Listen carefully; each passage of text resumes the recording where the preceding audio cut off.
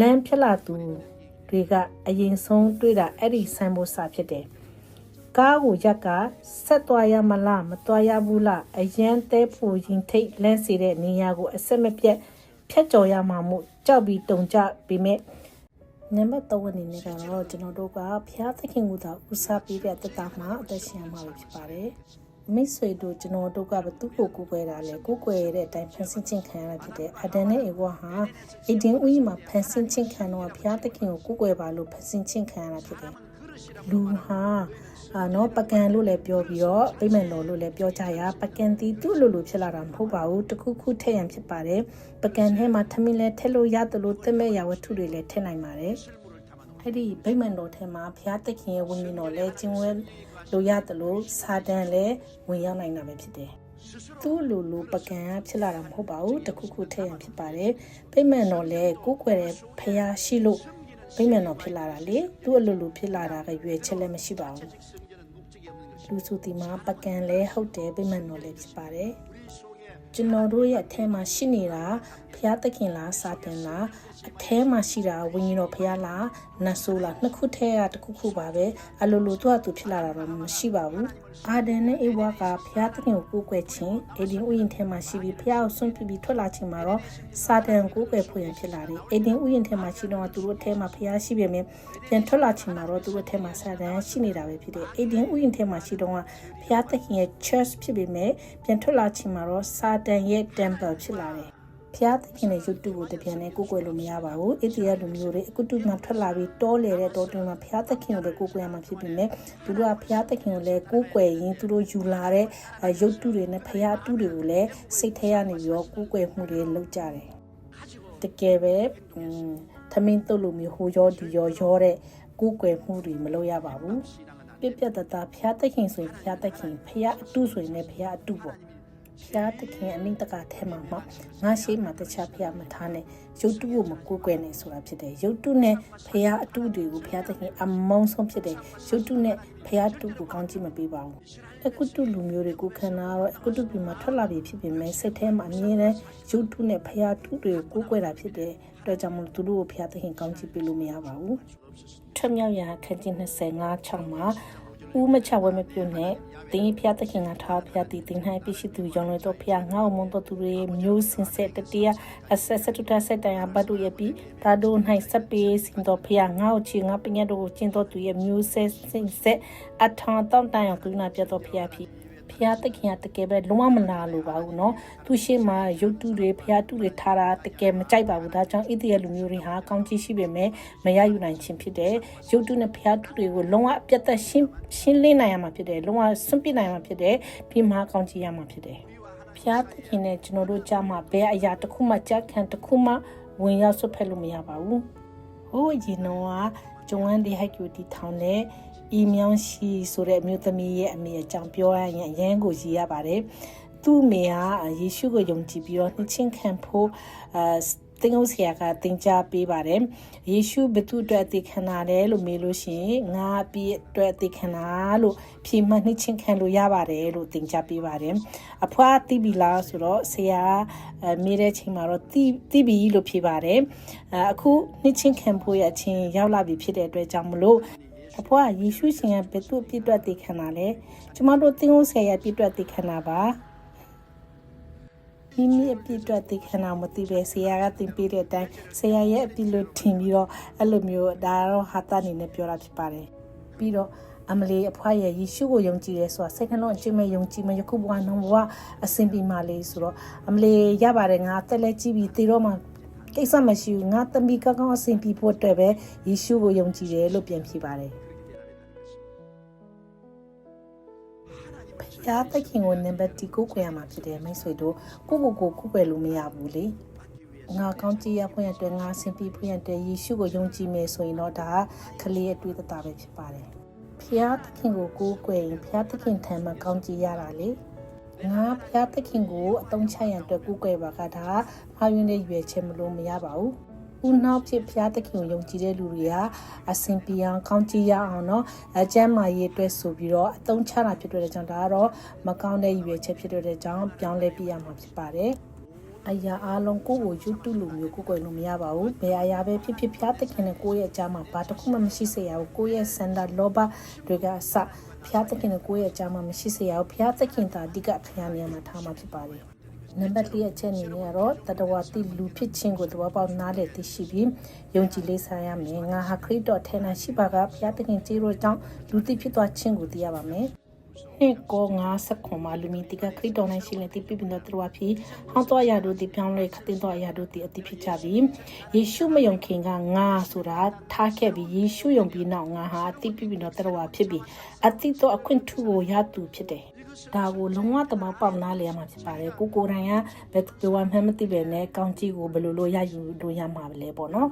မိတ်ဆွေတို့ကမိမိကိုမိမိလူသိဖြစ်သွားခြင်းကိုသိရပါမယ်ငါသည်ယေရှုခရစ်တော်ကိုမျှော်ကိုးပြီးပြောင်းလဲသွားခြင်းကိုသိရပါမယ်တဆုံတယောက်တော့သူကလမ်းဘေးမှာရှိတဲ့စုပင်ကိုသွားပြီးမိကြည့်ပါတယ်မင်းနှင်းစီပန်းပွင့်တဲ့အပင်ဖြစ်ချင်သလားအမလေးဘယ်လိုလုပ်ပြီးရဆက်ဆက်ငါကဒီလိုစကူအမေမင်းနိုင်မှာလဲငါကဒီတိုင်းလမ်းဘေးမှာရှိတဲ့စုပင်မဲလေနှင်းစီပန်းဆိုတာစကူနဲ့တော့မမှန်းနိုင်ပါဘူး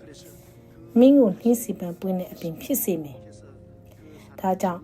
အပင်ကိုချိုးပြီးဒီလူကသူ့ရဲ့ပန်းချန်ထဲမှာကကြင်းနဲ့ဖြန့်ညှက်ပြီးနှင်းစီအခိုင်းကိုစိုက်ကပ်လိုက်ပါတယ်ဒါကြောင့်ပုံမှန်လမ်းဘေးမှာရှိတဲ့စုပင်ကစဉ်းစားတာငါ့ကိုဖြိတ်ညက်ပြီးနှီးစီကိုင်းနဲ့ကိုက်လိုက်တော့ငါ့မှာပါပြောင်းလဲရှိမှာလဲပေါ့ဒါနဲ့ຫນွေလဲရောက်ကောမိုးရေမှာတစင်တဖြည်းဖြည်းအညံ့ပေါက်လာကအင်မတန်မှလှပတဲ့နှီးစီအခိုင်းလေးပွင့်လာပါတယ်အရန်ကိုမှလှပတယ်အင်မတန်မှလှပတယ်ဒါကြောင့်စုပင်ကလန့်သွားပါတယ်ငါကဘလို့လို့နှင်းစီပွင့်နိုင်တာလဲဘယ်လိုဖြစ်သွားတာပါလဲဒါကြောင့်ဖိုင်ရှင်လာပြီးမင်းအခုတော့စုပင်မဟုတ်တော့ဘူးမင်းပင်မှာပွင့်နေတာနှင်းစီပန်းဖြစ်တယ်မင်းစုပင်ဖြစ်ခဲ့ပေမဲ့ငါဖြစ်ညက်ပြီးနှင်းစီကိုင်းစိုက်ထားလိုက်ပြီးဖို့မင်းစီမှာပွင့်နေတာနှင်းစီပန်းမင်းပြောင်းလဲသွားပြီးနှင်းစီပင်ဖြစ်သွားပါပြီမိတ်ဆွေတို့ကျွန်တော်တို့ဟာစုပင်တွေဖြစ်ကြပါတယ်စုပင်ကဲ့သို့တော့ကျွန်တော်တို့ကိုရွေးချယ်ပြီးယေရှုရှင်ကကပ်ပြီးစိုက်လိုက်တာဖြစ်တယ်ကိုတော်ကကျွန်တော်တို့ကိုစိုက်ပေးတာဖြစ်ပါတယ်ကျွန်တော်တို့ကယေရှုရှင်ကိုကယ်တင်ရှင်လို့ကိုးကွယ်ပြီးကိုတော်ကကျွန်တော်တို့အထက်၌ရှိပြီးကျွန်တော်တို့ကလည်းကိုတော်ထက်၌ရှိတယ်ကိုတော်ရဲ့စိုက်ထားသူဖြစ်လို့ခုတော့စုပင်မဟုတ်တော့ပါဘူးကိုတော်အဖြစ်အတိအပွင့်ပွင့်လိုက်နိုင်ပြီဖြစ်တယ်ကျွန်တော်တို့ကိုတော်အဖြစ်သာလျှင်ချမ်းသာတဲ့အပင်ဖြစ်ပြီးတန်ရှင်းသောအပင်ဖြစ်ကအနာရောဂါငြိမ်းသောအပင်လည်းဖြစ်ကောင်းချီးခံစားနေသောအပင်ထာဝရကောင်းကင်အသက်ပင်ဖြစ်သွားတာဖြစ်ပါတယ်မိတ်ဆွေတို့ပြောင်းလဲသွားပြီဖြစ်တယ်အရင်လူမဟုတ်တော့ပါဘူးခရစ်တော်အဖြစ်အသစ်ပြောင်းလဲသွားပါပြီအခုချိန်မှာတော့မိတ်ဆွေတို့တည်တဲ့အသီးဟာဖြောင်းမတဲ့အသီးတန်ရှင်းတဲ့အသီးအနာရောဂါကင်းတဲ့အသီးကောင်းကြီးကြွယ်ဝသောအသီးထာဝရအသက်ပေးတဲ့အသီးဖြစ်ပါတယ်မိမိကိုယ်တိုင်ကငါဟာစုပင်ဆိုပြီးအမြဲတမ်းတွေးရမှာမဟုတ်ဘူးခုကနှင်းစီပင်ဖြစ်သွားပါပြီငါကကိုဘလို့လူဖြစ်သွားပြီလဲဆိုတာသိရမှာဖြစ်ပါတယ်မိတ်ဆွေတို့ဟာမဟုတ်တော့ပါဘူးယေရှုဖခင်အကိုင်းဆက်တဲ့လူဖြစ်သွားပါပြီလိုက်ဆိုကြည့်ရအောင်ဒါကြောင့်ယေရှုရှင်ရဲ့လောကတိုင်အသွေးတော်အဖြစ်ခွင့်လွှတ်ချခံဖြောင့်မတ်သူဖြစ်သွားတယ်တန်ရှင်းသူဝိညာဉ်တော်ပြုတ်သူဖြစ်ပါတယ်အနာရောဂါငြိမ်းပြီးကျမ်းမာသူဖြစ်တဲ့ကောင်းကြီးကြွယ်ဝခံစားတော်သူဖြစ်တဲ့ထာဝရအသက်လည်းရပြီမို့ငါဟာဒီလိုလူဖြစ်ပြီဆိုတဲ့ကိုယ် identity ကိုဆွဲမြဲစွာစုပ်ကိုင်ထားရပါမယ်ကိုယ့်ရဲ့ကိုယ်ပိုင်လက္ခဏာနဲ့မကိုင်းညီတဲ့အရင်လူဟောင်းဝင်လာရင်မောင်းထုတ်ပြရမှာဖြစ်တယ်လူဟောင်းထွက်သွားစမ်းငါကလူသိဖြစ်ပြီးမှအဟောင်းနဲ့မဆိုင်တော့ဘူးထွက်သွားပါအဲ့လိုမောင်းထုတ်ပြရမှာဖြစ်တယ်မင်းရဲ့ပြည်ဖဲရှားပါလော်ကီမှုရဖဲရှားပါအနာရောဂါဝေဒနာတွေထွက်သွားပါကျင်ချင်းအမင်္ဂလာတွေထွက်သွားပါငရဲထွက်သွားပါအရင်လူဟောင်းဝင်လာရင်ဒီလိုမောင်းထုတ်နီးတိရမှာဖြစ်ပါတယ်ကိုကယေရှုရှင်နဲ့ရှိပြီးယေရှုရှင်ရဲ့လူဖြစ်သွားပြီမို့ယေရှုရဲ့လူဆိုရင်အရာရာ၌ကောင်းကြီးကြွယ်ဝပြည့်ရှံသူဟာယေရှုရဲ့လူဖြစ်တယ်အာဒံရဲ့လူဟောင်းကဲ့သို့အပြစ်ဒဏ်စီရင်ခြင်းခံပြီးအပြစ်ကျူးလွန်ဝင်၌တေကအတ္တမှာစူးပြင်းနေတဲ့ပြည့်နဲ့ကိုခန္ဓာယောဂရတည်တဲ့ချင်းချင်းခံတဲ့လူကဲ့သို့မဟုတ်တော့ပါအရင်လူဟောင်းကတော့အပြစ်ကျူးလွန်သူတည်တော်သူချင်းချင်းခံတော်သူအနာရောဂါရှိသူပျက်စီးတော်သူဖြစ်ခဲ့ပေမဲ့ယေရှုခရစ်တော်အဖြစ်ခွင့်ချင်းခ ခံဖြောင်းမတော်သူဖြစ်ကအရာရာနဲ့ကောင်းစားတော်သူကြွယ်ဝပြည့်စုံတော်သူကျမ်းမာတန်ဆွမ်းပျော်ရွှင်တော်သူဖြစ်ပါတယ်အခုဆိုရင်ဖျားသခင်အထူးရွေးချယ်ခြင်းခံတော်သူဖြစ်တဲ့ရှင်ဖင်ဇိပရိုဟိတ်ဖြစ်တဲ့ဖျားသခင်ရဲ့တန်ရှင်တော်နိုင်ငံသူသားဖြစ်တဲ့ဖျားသခင်ပန်ဆိုင်တော်လူမျိုးဖြစ်ပါတယ်ကိုကဘလို့လူမျိုးလဲဆိုတာသေချာပြီးမို့ကိုရဲ့ဖြစ်တည်ခြင်းကိုနားလည်သဘောပေါက်ယုံကြည်ပြီးဒီတိုင်းအသက်ရှင်သွားမှာဖြစ်တယ်ကိုယ်တိုင်ကဘသူပဲဝါမှမသိပဲနဲ့ဘလို့လို့လောကမှာအောင်မြင်တဲ့လူတစ်ယောက်ဖြစ်သက်ရှင်နိုင်မှာလဲမိတ်ဆွေတို့အဲ့တဲ့အချိန်မှာပဲဖြစ်ဖြစ်နိုးတဲ့အချိန်မှာပဲဖြစ်ဖြစ်ကိုယ့်ရဲ့ identity ကိုသိပြီးတော့ငါဘယ်လိုလူမျိုးလဲဆိုတာသိရပြီးတော့ငါဘယ်လူမျိုးရာထူးမှရှိနေလဲဆိုတာလဲလုံးဝတလုံးဝခိုင်မြဲဆွဲမြဲဆိုတာသိရမှာဖြစ်ပါတယ်မာနနဲ့အချင်းဖြုံးလုံးဝမဆက်ဆံရမှာဖြစ်တယ်အခုချိန်မှာတော့လမ်းဘေးမှာရှိတဲ့စူပင်ကဲ့သို့သွားပြီးမဟုတ်တော့ပဲနဲ့နှင်းစီပင်မှာစိုက်ထားတဲ့အင်မတန်မှအပွင့်လှပတဲ့နှင်းစီပင်ပွင့်ကဲ့သို့တော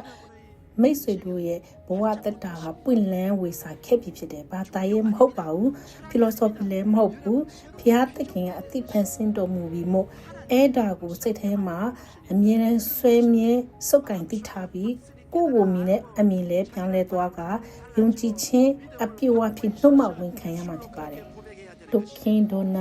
ဒီထောင်သူရောဂျန်ဘတ်ရဲ့တတိခံချက်ကအံဖွယ်ဖြစ်ပါတယ်1910နှစ် USA Boston မှာရှိတဲ့လူငယ်တယောက်ဟာအင်္ဂအခြေအနေဆင်းရဲလွှဲလို့ပညာမသိနိုင်ခဲ့ဘူးဒါမဲ့လူငယ်ကပညာမသိနိုင်ဆင်းရဲပေမဲ့ဘုရားသခင်ကိုအရင်ဥစားပေးရှာမယ်လို့ဆုံးဖြတ်ထားတယ်ဒါကြောင့်ပတ်စံအနည်းငယ်ရှာစုပြီးစက်ပုတ်တဖို့လဲပုံမှန်ပေးကဆန်ဒေးမှာချက်တက်ပြီးဖျားတခင်ကသူ့အမြင်ပညာပေးခဲ့တယ်။ဆက်ကြောတဲ့အရွယ်မှာပဲလုပ်ငန်းမျိုးစုံအတွေ့အကြုံတွေကိုစုကနွေရာသီမှာရေခဲချောင်းရောင်းပြီးစက်ရုံတွေမှာလုပ်တဲ့လူသားတွေကိုရောင်းချတယ်။အဲ့ဒီငွေကိုစုပြီးအသက်30လောက်မှာနစ်လေစာကို deliver ပို့တဲ့ company lunch service လုပ်ငန်းကိုစတင်လုပ်ဆောင်နိုင်ခဲ့တယ်။အဲ့ဒီနောက်ပိုင်းကျွန်တော်တို့နဲ့လည်းရင်းနှီးတဲ့ဒိုခင်ဒိုနတ်ဆိုင်ကိုနိုင်ငံတကာမှာဆိုင်ခွဲပေါင်းများစွာဖွင့်လှစ်တည်ထောင်နိုင်ခဲ့တာဖြစ်တယ်။အခုလက်ရှိမှာတော့ဒိုနတ်ဟာ US မှာတင်1900ဆိုင်ခွဲနဲ့ကမ္ဘာတဝန်းနိုင်ငံပေါင်း100ကျော်ထိဆိုင်ခွဲဖွင့်လှစ်နိုင်ခဲ့တာဖြစ်တယ်။အသက်80နှစ်ပြည့်မွေးနေ့ပါတီပွဲတစ်ခုမှာဒီလိုပြောပါတယ်ကျွန်တော်ကစင်းရဲနွမ်းပတ်ပြီးပညာမဆုံးခဲ့ပါဘူးမူလတန်းကျောင်းတော်မတက်နိုင်ခဲ့တဲ့အပြင်မကောင်းတဲ့ပတ်ဝန်းကျင်မှာကြီးပြင်းလာခဲ့တယ်ဒါပေမဲ့လည်းဖျားသခင်ကအမြဲတမ်းကျွန်တော်ရဲ့ဝန်ပိုးတွေကိုညီမဆတော်မူပြီးအခုလိုအမင်ကြောကြတာဟာကျွန်တော်ကတော်လို့မဟုတ်ခဲ့ပါဘူးဖျားသခင်ကိုအကျွမ်းမဲ့ယုံကြည်ပြီးဖျားသခင်ကိုဥစားပေးကိုကွယ်ခြင်းကိုကျွန်တော်ဘဝရဲ့ပြည့်မှတ်ဖြစ်ထားလိုက်တော့ဖျားသခင်ကဒီလိုကောင်းကြီးကြွယ်ဝခြင်းကိုပေးတော်မူတာဖြစ်ကြည်တော်ယုံကြည်ပြီးကိုကွယ်တာကြောင့်ယုံကြည်ပြီးနာခံလိုက်လျှောက်တဲ့အတွက်နှုတ်နဲ့ပြိုင်စီတော်ပြီးတော့ဝင်စားသွားတာဖြစ်တယ်ပြီးတော့သူကအတက်ပညာတိပညာအောင်မြင်မှုပေးတာမဟုတ်ပဲဘဝတက်တာရဲ့စိတ်နဲ့သဘောထားအောင်မြင်မှုပေးတာလို့ပြောပါတယ်ယုံကြည်ပြီးနာခံလိုက်လျှောက်တဲ့စိတ်နဲ့သဘောထားကသူ့ကိုအောင်မြင်မှုပေးတာဖြစ်တယ်စင်ရဲနွမ်းပတ်ငတ်ပြက်ကဆိုးဝါးတဲ့ပတ်ဝန်းကျင်မှာမူလက်တန်းတော့မအောင်နိုင်ခဲ့ပေမဲ့ဒီလိုအောင်မြင်မှုပေးခြင်းတည်အသိပညာတက်ပညာမျိုးရိုးစင်ဆက်ကြောင့်မဟုတ်ပါဘူးဘုရားသခင်ကိုယုံကြည်ခြင်းကသူ့ကိုဒီလိုဖြစ်စေတာပါဘာလို့ဖျားသခင်ဒီလောကတိုင်အဖြစ်ကျွန်တော်တို့အတွက်နှုတ်နှပြရေးစီတော်ပြီးကိုစီစဉ်ပေးပြီးသားဖြစ်လို့လူတွေအလုံးတိမတိယေရှုကိုယုံကြည်ပါကတာတည်ရယူခံစားခွင့်ရှိတော်သူတွေဖြစ်တယ်ရယူမခံစားနိုင်သူများရှိပေမဲ့ဒိုနတ်တီထောင်သူပုဂ္ဂိုလ်ကတော့ယုံကြည်ပြီးနာခံလက်လျှောက်လို့ဖြစ်ပါတယ်ဖျားသခင်ပေးသောခေါင်းချစ်တွေဘာတောင်းဆိုချက်မှမရှိပါဘူးလောကပုံစံလိုမျိုးတောင်းဆိုမှုမရှိဘူးယုံကြည်ခြင်းတောင်းဆိုချက်ကိုယုံကြည်ရမှာဖြစ်ပြီးဖျားသခင်ကိုကိုယ်ကွယ်ကနာခံလက်လျှောက်ရမှာဖြစ်တယ်။လောကတောင်းဆိုတဲ့လိုမျိုးမရှိပါဘူး။ကျွန်တော်တို့ကခရစ်တော်ထဲမှာအတိပြုပြင်တော်တရားဖြစ်သွားခြင်းကိုနားလည်တပေါပေါယုံကြည်ကနာခံလက်လျှောက်ပါကဖျားသခင်ပေးတဲ့ကောင်းကြီးချမ်းသာကြွယ်ဝခြင်းကိုလုံလောက်စွာခံစားခွင့်ရှိမှာဖြစ်တယ်။ပြီးတော့ဖျားသခင်ရဲ့သားတော်နိုင်ငံတော်ထဲသို့ရောက်လာပြီဆိုရင်သားတော်ရဲ့နိုင်ငံဘာသာစကားကိုပြောရမယ်။ဖျားသခင်ကမှန်မိုက်တကူမှချစ်တော်သားတော်နိုင်ငံတော်ထဲသို့ပြောင်းရွှေ့သွားပြီးဖြစ်တယ်။ဂျပန်သွားရင်ဂျပန်လို့ပြောမှာဖြစ်ပြီး USA ပြောင်းမှာကအင်္ဂလိပ်လို့ပြောမှာဖြစ်တယ်။အဲ့ဒီနိုင်ငံရဲ့ဘာသာစကားကိုသုံးမှနေထိုင်လို့ရမှာပေါ့။ဂျပန်သွားပြီးကိုရီးယားလို့ပြောရင်အဆင်မပြေဘူးလေ။ US သွားပြီးအမေရိကန်ကိုရီးယားလို့ပြောရင်မဖြစ်ဘူး။အဲ့ဒီနိုင်ငံဘာသာစကားကိုပြောရမယ်။ကျွန်တော်တို့ကလော်ကီနိုင်ငံမှာနေထိုင်ရာကနေဖျားသခင်ရဲ့သားတော်နိုင်ငံသို့ပြောင်းသွားပြီဖြစ်တယ်။သားတော်နိုင်ငံဟာဝမ်းမြောက်ပျော်ရွှင်စရာကောင်းတဲ့နိုင်ငံမှမသိပေမဲ့ အခုတကယ်လက်တွေ့မှာလော်ကီနိုင်ငံမှာတာတော်နိုင်ငံသူပြောင်းလာပြီးဖြစ်တယ်ဒါကြောင့်ဖျားသခင်နိုင်ငံကိုစိတ်ထဲမှာဆွဲမှတ်ပြီးအဲ့ဒီနိုင်ငံဘာသာစကားကိုပြောရမယ်လူဆိုတာကိုပြောတဲ့စကားအတိုင်းအသက်ရှင်ရတာလော်ကီစကားပြောရင်လော်ကီသားတဲ့လူစစ်ဆန်ပြောဆိုပြီးကောင်းကင်နိုင်ငံဘာသာစကားပြောရင်ကောင်းကင်ဘာသာစကားအတိုင်းသက်ရှင်ရတာဖြစ်တယ်မေကြီးပေါ်မှာချီနော်တမကောင်းကင်မှာလဲချီနော်ပြီးမေကြီးပေါ်မှာဖြစ်တမကောင်းကင်မှာလဲဖြည့်တယ်ဆိုတာနှုတ်ပြောတဲ့စကားအဖြစ်တယ်ကိုလိုတဲ့ခန်းကြီးတော့ည16စက္ခုမခရစ်တော်နှုတ်ကပတ်တရားတိပညာမျိုးမျိုးနဲ့တင်တို့ထဲနိုင်ကြဝဲဆိုတီနေရတီတို့တီဆနာတချင်းမစတော့ဓမ္မတချင်းအမျိုးမျိုးဖြစ်လကောင်စကားပြောတော်လဲမှုဆောင်ရတော်လကောင်တခင်ယေရှုနာမတော်ထောက်ရခတ်သိမ်းတော်မူတို့ကိုပြုလက်ကျေတော့ကြီးမလှပြီဟိုထိုးတခင်ကိုမြှပြခမေရဖျားတခင်ရှင်းနိုင်ဝန်ခံကြလို့စကားပြောတော်လကောင်မှုဆောင်ရတော်လကောင်ယေရှုနာမထောက်ပြီးပြောရပါမယ်ကျွန်တော်တို့ကကျမ်းစာကိုကြိုးစားလေ့လာဖတ်ခြင်းဟာကောင်းကင်နိုင်ငံပညာနဲ့ဘာသာစကားကိုသင်ယူလေ့လာတာဖြစ်တယ်။ကောင်းကင်ပညာဖြင့်ဉာဏ်ပညာစီးပူးကကောင်းကင်ဘာသာစကားပြောရမယ်။ကောင်းကင်ဘာသာစကားပြောရမယ်လေလော်ကီစတိုင်ဖြင့်ပြောမရပါ။သူတန်ချန်ဆက်ရှင်ဆက်တိရှာတဲ့အသက်တီချင်းနဲ့ရှင်ချင်းကိုဆိုရရှာကိုနှစ်သက်တော်သူတီလဲရှာရဲ့တီကိုစာရဤသူတန်ချောင်းနှင်းကိုနှုတ်ထစကားဖြင့်ကြောမိပြီးကိုပြောသောစကားကြောင့်အမှုရောက်လေပြီးတော့မှ30ဖြောင်းမရတော့ရောက်ချင်းငါစင်နှလုံးဖြစ်ယုံကြည်ရဤကတင်ချင်းတို့ရောက်ချင်းငါနှုတ်ဖြစ်ဝန်ခံရတော့မှ40ခွန်တလူတုံးသူကိုစင်စီတော်မထတော့ဖြစ်တဲ့တော့အရာကိုဖြစ်တဲ့ကဲ့သို့ရှိစေတော်ဖျားသခင်ပြီးအောင်မင်းချင်းဖီလိုဆိုဖီဖြစ်နာမယ်ကြီးနပူလီဟီကစစ်ထဲမှာဘာယုံကြည်တာလဲအဲ့ယုံကြည်တိုင်းဖြစ်လာတယ်လို့ပြောပါတယ်စစ်ထဲကယုံကြည်ပြီးနှုတ်မဝန်ခံပါကအဲ့တန်ဖြစ်လာတာတဲ့လူတွေရဲ့စိတ်နှလုံးထိမိစေတဲ့ဇလန်အကြောင်းဟောပြောတဲ့ best seller ရေးသူ Mac Peter Hansen နဲ့ Jack Kirby တို့ဟာစာအုပ်ထုတ်ပြီးတိတသမ9တန်းကျော်ရောင်းထွက်မယ်လို့နှုတ်ဖြစ်မကြခဏထုတ်ဖော်ပြောလို့ရှိတယ်ရက်လက်အနေဖြင့်တစ်နှစ်အတွင်းမှာပြီးတိတမတန်းရောင်းထွက်ပြီးအဲ့ဒီနောက်ပိုင်းမှာလဲ New York Times မှာ best seller number 1အနေဖြင့်မှတ်တမ်းတင်ခံရချီကာဂိုမှာအာမခံကုမ္ပဏီကိုတည်ထောင်သူ Clement Stone ကမနေ့တိုင်းသူ့ရဲ့ဝန်ထမ်းတွေကိုစုပြီး၃မျိုးစကားပြောလို့ရှိပါတယ်ငါဒီနေ့စိတ်ပျော်ရွှင်တယ်ငါဒီနေ့ကြမ်းပါတယ်ငါဒီနေ့အယမ်းမိုက်တယ်အဲ့လိုမျိုးဒီတသေးကသူ့ရဲ့ဝန်ထမ်းတွေကိုဒီလိုနေ့တိုင်းအမြဲတမ်း၃မျိုးပြောခိုင်းလက်ကျင့်ခိုင်းပြီးစီးပွားရေးဖက်မှာလည်းလုပ်ငန်းကြီးအောင်မြင်လာခဲ့တာဖြစ်တယ်မိတ်ဆွေတို့နှုတ်ရဆွမ်းဟန်အံဖွဲ့ဖြစ်တယ်မြေကြီးပေါ်မှာချီသမျှကောင်းကင်နဲ့ချီပြီးမြေကြီးမှာဖြည့်သမျှကောင်းကင်၌ဖြည့်မယ်ဆိုတဲ့အံဖွဲ့အစွမ်းတတိကိုခွင့်ပြုထားတာဖြစ်တယ်ဒါကြောင့်မို့ကျမ်းစာတိုင်းစကားပြောမှဖြစ်ပြီးဖျားသခင်ရဲ့ပလင်ရဲ့အတိုင်းအမြဲပြောပါမယ် negative ဆန်တဲ့စကားစိတ်တကြစေတဲ့စကားစိတ်မချမ်းမြေ့စေတဲ့စကားကိုမပြောရပါဘူးဖျားသခင်ရဲ့ဂတိတော်ကျမ်းစာထဲမှာမျက်စိဖြစ်မမြင်နားဖြစ်မကြားလဲပဲနှုတ်ကပတ်တော်ကိုနှုတ်မဝင်ခံရမှာဖြစ်တယ်USA နိုင်ငံကိုလိုရာဒိုစပရင်ဖီးမြို့အနားမှာအရန်မြင့်ပြီးအရန်အန္တရာယ်များတဲ့ကားလမ်းတစ်ခုရှိပါတယ်။လမ်းကိုစီးဆင်းတယ်လို့မြင်နေရတော့ဖြတ်ကျော်သွားတဲ့ကားတွေကအရန်ကြောက်ကြပါတယ်။အဲ့ဒီလမ်းကမြို့နယ်တွင်းဆိုပေမဲ့လူတွေကကြောက်ကြလို့နောက်ပိုင်းဖြတ်သိမ်းဖို့အထိလုပ်ကြတယ်။ဒါနဲ့ဘယ်ချိန်ကစလဲတော့မသိဘူးအဝင်ဝမှာ yes you can သင်လုံနိုင်တယ်ဆိုတဲ့ဆိုင်းဘုတ်ကိုတတ်ထားရလမ်းဖြစ်လာသူတွေကအရင်ဆုံးတွေ့တာအဲ့ဒီဆိုင်ဖို့စာဖြစ်တယ်။ကားကိုရက်ကဆက်သွားရမလားမသွားရဘူးလားအရန်တဲဖူရင်ထိတ်လန့်စေတဲ့နေရာကိုအဆက်မပြတ်ဖြတ်ကျော်ရမှာမို့ကြောက်ပြီးတုန်ကြပေမဲ့ဆိုင်ဖို့ကိုလှမ်းဖက်လိုက်တယ်။ Yes I can ငါလည်းလုပ်နိုင်တယ်။အခါဖတ်ကြည့်ပြီးရင်ကားမောင်းတဲ့လူတွေတတိမွေးကအဲ့ဒီလမ်းကိုရင်တိုက်မှုမရှိပဲဖြတ်ကျော်သွားကြတယ်။ပုံမှန်လမ်းမှာမရွေးမတွေ့နိုင်တော့ကားအက်ဆီဒန့်တွေရှိပေမဲ့လေအဲ့ဒီနောက်ပိုင်းအဲ့ဒီနေရာကရင်တိုက်မှုတစ်ခါမှမရှိတော့ဘူးလို့ဆိုပါတယ်ကားမောင်းတဲ့လူတိုင်းအဲ့ဒီစာကိုရွက်ဖတ်ကြပါတယ် Yes I can ငါလည်းလုပ်နိုင်တာပေါ့ငါလည်းလုပ်နိုင်တယ်လို့ပြောလိုက်တော့အဲ့ဒီစကားကဖရားရဲ့အစွမ်းဖြစ်လာရာအဲ့ဒီလူတွေကထိုလန်းကိုရင်တိုက်မှုမရှိပဲဘေးကင်းစွာမောင်းနိုင်ကြတာပဲဖြစ်တယ